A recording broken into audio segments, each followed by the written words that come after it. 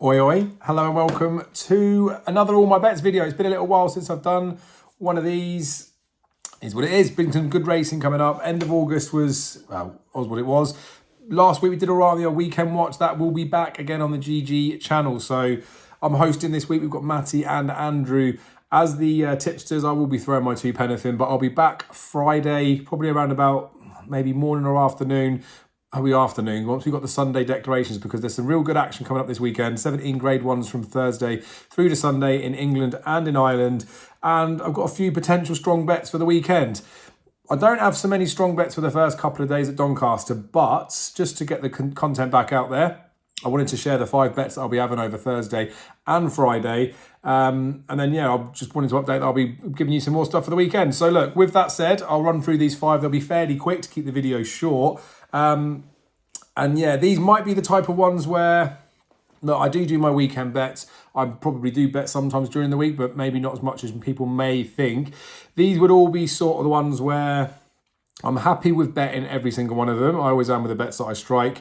They're a bit risky, they're a bit punty. I guess they're probably not the ones that might be channel worthy in the past. Now, you might say, who am I to pick and choose what stuff comes out to you guys?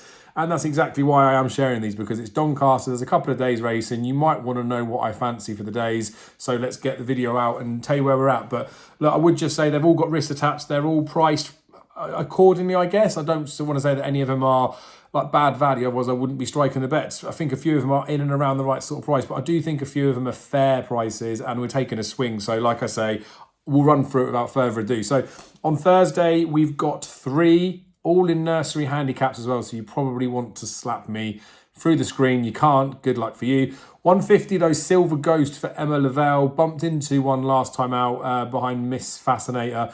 Did get everything fine that day for Silver Ghost. 3rd run at Newmarket on the July course as well. Miss Fascinator was a little bit caught of room and running and was a very impressive winner, but beat the horse that had beaten her a short head and a maiden at Newmarket the time before, was a pound better off, but beat a length from 3/4, was pretty much well on top of that horse. So I think the mark of Silver Ghost is runnable, right? Don't think she's potentially the best handicapped horse in here, but I'm sure she's capable of running well again. And I think that 12 to 1 looks fair. So this would be, for me, our point is 25 quid. So I've had 12.50 each way on Silver Ghost in there. In the 440, another nursery, Yarug is one that I'm taking a bit of a swing at. Might just not be as good as first looks, but that Acomb that ran in last time was a Group 1. I don't care if it's a Group 3 status. We had a 2,000 guineas and a Derby, next year's favourites in that race clashing. Wimbledon Hawkeye split the pair. Real good race regardless, right? £90, 90 is official rating, might be a few pounds light of what he could do. Like, I'm not saying that he's a stone well in, but I do think this horse could easily, like, he's comfortably going to be in the 90s. It beat that Seagulls 11, didn't he? Which I think the form of that one looks okay. I'll come on to that one a little bit later on, even though I'm not betting one with a form line with it. But beat Seagulls 11, right? It's 105 rated horse now. Ran in that Acomb, but was obviously well beaten that day. There's 7 to 1, 3 places up for grabs here with only 7 runners. So yes, please for that. Now, obviously the field could cut up a little bit, but I've bet Yarug. I've had 25 each way on Yarug. Obviously that is a point each way. And obviously it's a bigger bet than the first one, but I would say with the Yarug one, like I know I'm taking a bit of a punt with it. So just because I've had a little bit more on, if you wanted to go back down in stake and just have level stakes across the 2 of them, I don't think that would be a bad way to play. Brindavan in the 515 ticks all the right boxes for me, and I think that improved for having Daniel Muscat on top, and I think it improve again for having Muscat on top. Isn't the all-weather, so I do take that on board, but Best Adventure is the one that scares me in this race, because it's had a run behind Ruling Court and a run behind that Seagulls 11, but was beaten 8 lengths both time. Yes, those horses are 105 horses, and this horse runs off of 75, but I don't know whether because he's been behind those big names, it's flattering him a little bit. I can't really work out whether this horse is thrown in or not. Best Adventure. So he's not one that I would want to personally bet, but Brindavan was a horse that I thought was impressive last time. I quite liked him anyway. When we did the trends video, he ticked all the boxes. So I'll have a small play on Brindavan. As it stands at the moment, there is a fifth of the odds, 3 places up for grabs. But if the field does cut out, I would be more inclined just to have a win dart on him. That said, if I can get 3 places, I would probably play like an absolute melt and have a like a half point each way. I'm going to throw 25 quid at the 5.15. If it has to be £25 win because there's not 3 places up for grabs, I'll do that. If I can get a fifth of the odds and go for a scummy each way for £12.50, yes, it's not the biggest bet in the world, but that's the way I'd probably play Brindavan. Best Adventure scares me, but I don't necessarily believe the hype.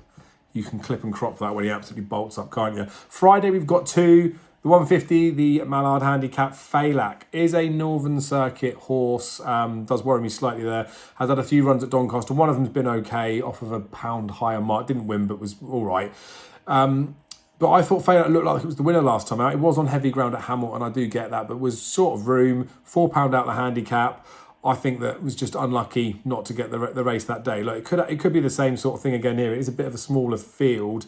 But there's 3 places that are up for grabs at 16-1 for Phelan. I'm happy to take a chance. Now, East India Dock is in the race. Would be a similar type as that Best Adventure that I think will be a short price favourite in a handicap that I probably do expect will probably go well. Won last time, didn't he? Looks an absolute gimme of a favourite. Ryan Moore is riding, so it looks like he's on top to just pick up a winner because he's just going to be absolutely thrown in. So East India Dock might be the winner of that Mallard handicap, but maybe sub 2-1. I don't know if I'd want to be getting stuck into pay to find out. Might be the type of one on the jumps that I'd want to get sort of stuck into a little bit more just because might just be the better horse. But I think Phelan at 16-1, like I say, 3 places up for grabs is worth a swing. So I'm having 12.50 each way on Phelan or half a point each way. Fully respect the jolly though. And then in the 3 o'clock, Ain't No Body is one that I can't believe this horse is as big as 16-1. Yes, it is a Group 2, but bombed last time behind Whistle Jacket, only 4-1 that day. That was at 6 furlongs, drops back to 5 furlong here instead of the 6. Had a bit of a break since that last run as well, which I think suggests that not everything was okay with the horse after the defeat behind Whistle Jacket, and was well beaten as well, to be fair. But look, dropping back to 5 furlongs, you could see that as a positive. Having the break, like I say, I'd suspect that they've fixed things with the horse. And to be throwing the horse into a Group 2, if they still had question marks about, is not the way that you want to be building a horse's confidence. So I think it's a fairly balanced field on figures. 16-1, 4 places just seems mental to me in here. I think this horse is better than everything in the race. I know it's a Group 2. They look, like I say, they do look fairly covered and fairly balanced. He's just too big a price. 16-1, Ain't No Body, 4 places is at the moment probably going to be a £12.50 each way bet.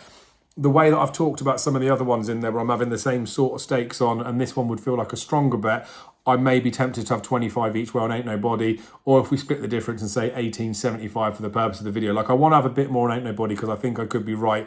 And as I say, the 4 places do really attract me in that market. Would see how, I guess, the final field goes. But yeah, 16-1. For the purpose of this then, we'll say I haven't struck any of these bets just yet. I might be waiting for some bog, but we'll say 0.75 and we'll have 18.75 and Ain't No Body each way at 16-1. So they're the 5 for the first 2 days. Stronger fancies coming up for the weekend. These are all fair enough prices, and you can see that I'm tempered by a few opponents in some of these races as well. So that we could quite easily draw a blank across those 5 races. A lot of these are each way bets, so we could pick up a bit of money for places. So maybe just need a little bit of luck. But look, I wanted to share with you what I fancied. Like I say, get the content back out there. Let me know what your best bets are for the first couple of days at Doncaster, or let me know what you're most looking forward to watching this weekend. Drop a like on the video, make sure you're subscribed, and I'll see you guys again on Friday.